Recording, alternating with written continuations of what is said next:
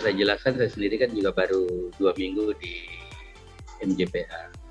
Tapi dalam 2 minggu ini saya udah mondar-mandir ke Mandalika, ketemu banyak pihak yang terus serta membantu. Di Jakarta juga saya hampir setiap hari keliling. Menurut saya MGPA dan pihak lainnya yang diajak dan ditunjuk pemerintah untuk turut serta mensukseskan MotoGP ini sudah bekerja sangat baik ya. Jadi ada pihak-pihak di luar MGPA yang turut serta memastikan bahwa penyelenggaraan dan diharapkan hasil dari MotoGP ini akan sukses. Ada komandan lapangan yang ditunjuk oleh Bapak Presiden langsung, Bapak Hadi Cahyono, beserta jajarannya yang mengkoordinasikan dengan berbagai departemen terkait. Ada Departemen Lingkungan Hidup, ada Ristek, ada angkatan-angkatan, ada polisi, angkatan darat, Kementerian Lingkungan Hidup. Jadi kalau mengantisipasinya, saya rasa dari segi eventnya sendiri semua pihak sudah bekerja sangat maksimal. Nah, tinggal di MGPA-nya sendiri untuk memastikan bahwa di luar menerima kehadiran pengunjung dan penonton dari Indonesia dan luar negeri, pelaksanaan MotoGP sebagai satu-satunya hal yang dilihat di ajang tersebut juga harus sukses. Nah, di MGPA ini juga sudah bekerja sama dengan Ikatan Motor Indonesia, berbagai instansi perizinan lain terkaitnya, juga memastikan sarana dan prasarana di dalam sirkuit Mandalika mampu menjadi tuan rumah untuk diselenggarakannya ajang MotoGP. Jadi di MGPA sendiri bekerja sama dengan banyak pihak, membangun pedok, membangun pergudangan, menyediakan jalur kelistrikan, pit. Saya rasa semuanya sudah maksimal untuk mengantisipasi pelaksanaan event MotoGP yang akan datang ini.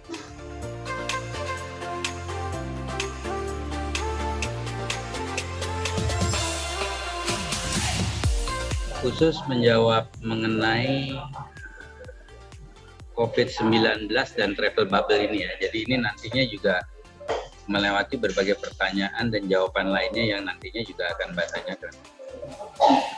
Sungguh sangat disayangkan keberadaan pandemi ini ya. Ini merubah tatanan semua kehidupan di dunia, tidak hanya di Indonesia.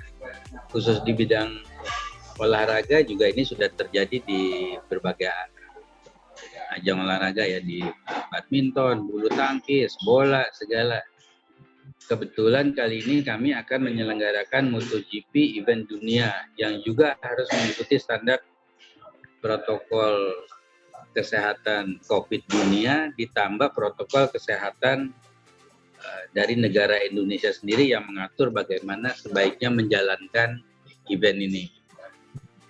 Apa yang sudah kami kerjakan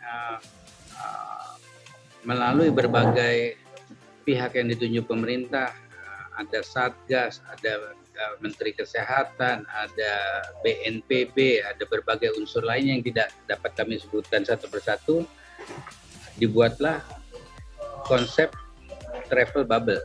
Sebenarnya travel bubble ini bukan konsep pertama di Indonesia ya, di luar negeri juga sudah ada yang sejenis. Apa itu travel bubble? Sebenarnya travel bubble yang benar-benar bubble adalah dari negara originnya juga sudah bubble. Jadi sebelum kedatangan ke Indonesia, pesertanya sudah di bubble, sebelum berangkat sudah menyerahkan bukti PCR antigen, berapa hari sebelumnya ya sudah dikirimkan ke Indonesia. Berangkatnya mereka satu bubble dengan pesawat charter sendiri, mendarat di Indonesia diisolasi satu bubble sendiri, dites di tempat, dibawa dengan satu bis yang juga satu bubble sendiri dengan supirnya, dibawa ke satu hotel yang juga dijadikan satu bubble dengan supir dan pegawai hotelnya. Di situ mereka di PCR. Kalau hasilnya bagus mereka stay, kalau enggak nanti dipisahkan. Nah, dari hotel ini juga hotel dengan kendaraannya sudah jadi satu bubble, dengan supirnya, pembalap ini akan jadi satu bubble dengan kendaraan dan supirnya juga dibawa ke lintasan balap. Jadi bubble-nya ini terus bergerak bersama-sama, nggak ada yang terpisah. Sekali udah masuk bubble nggak bisa keluar. Jadi saya mesti milih. Saya akan ikutan di dalam bubble atau saya akan di luar bubble. Jadi ini nggak gampang juga sebenarnya. Kenapa? Karena sekali saya di dalam bubble saya nggak bisa keluar. Padahal saya punya banyak kepentingan di dalam bubble. Kalau saya di luar bubble, saya lebih bebas ke sana ke sini, cuman saya juga punya kepentingan di dalam bubble. Jadi ini ada duplikasi pekerjaan, jadi saya punya bayangan yang di dalam bubble atau saya punya bayangan yang di luar bubble. Ini untuk semua tim di dalam MGPA yang menyelenggarakan hal tersebut. Jadi misalnya kayak contohnya Direktur Operasional MGPA yang mengurusi persiapan balap. Dia mesti memutuskan dia mau di dalam bubble, tapi dia nggak bisa ketemu pekerjanya langsung, atau dia di luar bubble, tapi dia nggak bisa ketemu dornanya langsung. Kan jadi ini sungguh sangat menantang untuk dijalani. Ya mudah-mudahan kita bisa melewati ajang balap ini dengan protokol kesehatan yang tepat, yang dinamakan dengan travel bubble.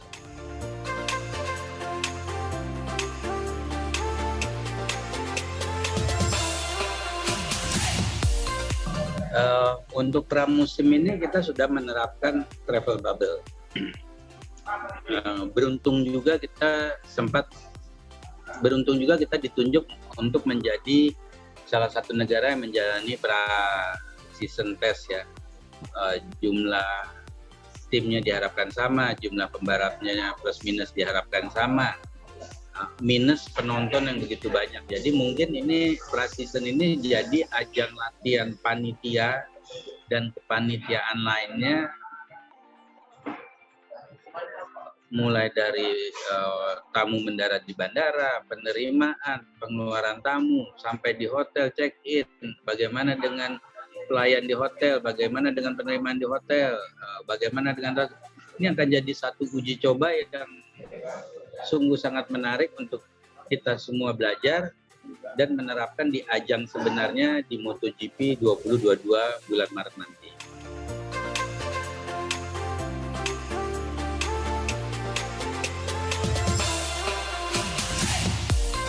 Oke, khusus mengenai apa yang terjadi dahulu yang quote-unquote dibilang unboxing ya. Saya sendiri tidak ada di tempat, saya sendiri tidak melihat langsung, jadi saya juga tidak mau memberikan komentar terhadap sesuatu yang saya tidak lihat dengan mata kepala sendiri. Cuman intinya gini, pada saat itu menurut saya ini kan juga paddocknya baru selesai, pembagian tempatnya juga baru selesai. Ini adalah event pertama setelah sekian puluh tahun terjadi di Indonesia. Zoningnya belum kita batasi dengan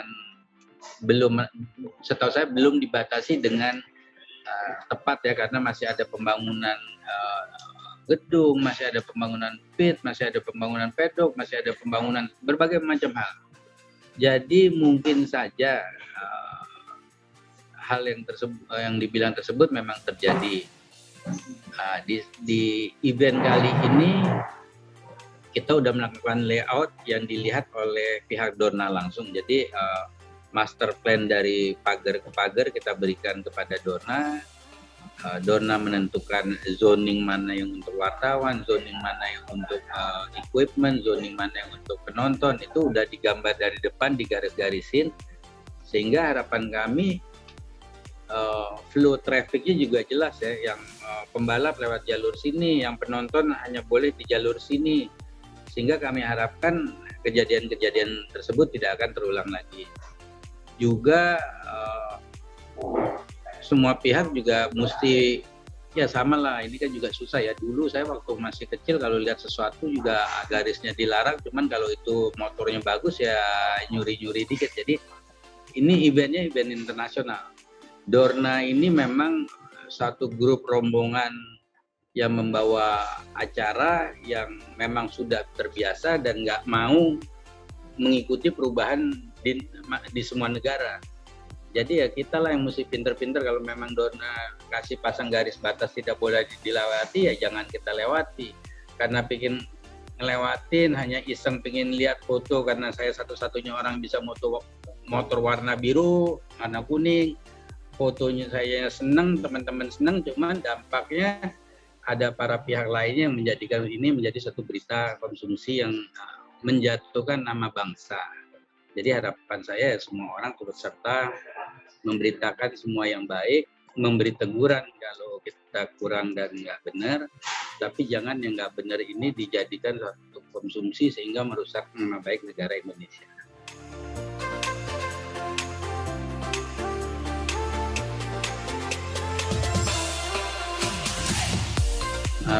Kalau acuan saya rasa manajemen ITDC, manajemen MGPA, semua stakeholder pemerintah juga mempunyai acuan dari event F1, MotoGP, event internasional F1 di negara-negara lain yang telah dilakukan. Pastinya standarnya mereka itu. Nah dari Dorna pun sebenarnya mereka karena mereka satu rombongan besar yang keliling dunia, pasti mereka juga mempunyai standar itu. Nah di kita juga pastinya harus mengikuti standar MotoGP dan F1. Pertanyaannya kembali lagi, Dorna juga mengakui bahwa ini tidak semudah itu bikin pestanya ya. Ini pesta tapi ada travel bubble, pesta tapi ada kesulitan traveling, pesta di suatu tempat yang lintasannya begitu bagus, pemandangannya begitu bagus, cuman kali pertamanya belum se-develop Bali. Ya, jadi ini tantangannya banyak, tapi percayalah kita atas nama MGPA akan berbuat yang terbaik supaya ajang ini bisa terlaksana dengan baik dan benar. Nah, itu juga nggak bisa kita sendiri, kita berharap dari masyarakat karena penginapan kita juga butuh, nanti ada homestay, ada macam-macam.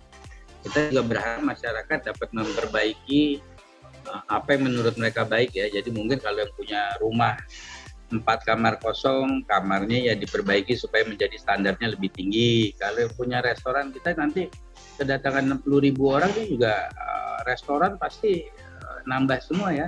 Yang mungkin masing-masing restoran yang merasakan manfaat di World Superbike sudah mendapatkan sedikit keuntungan untuk memperbaiki restorannya sehingga dapat menerima tamu lebih banyak, dapat lebih layak. Ini kan tahun-tahun ini masih banyak lagi event selain MotoGP.